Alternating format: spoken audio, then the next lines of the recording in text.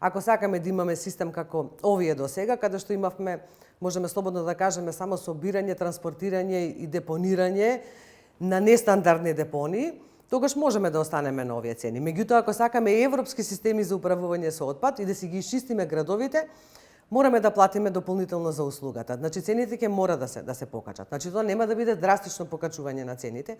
Ние и сега секој домаќинство плаќа во зависност од тоа дали зборуваме за рурални средини или зборуваме за централни средини, на доместокот е за жал во некои општини и 100 денари месечно.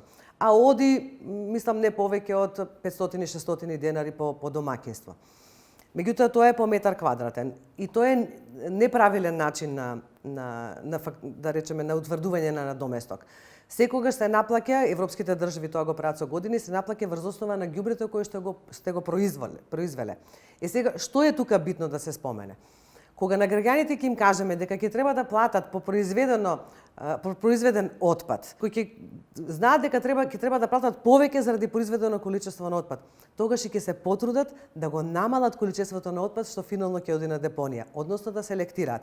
Бидејќи за селектираниот отпад во праксите во европските земји се дека не се плаќа. Тоа само ви го подигаат и после тоа си оди на преработка. Вие де факто ќе платите за она што треба да се депонира. Секој граѓанин ќе се научи да селектира и да го намали количеството на отпад што финално ќе се депонира на санитарните депонии.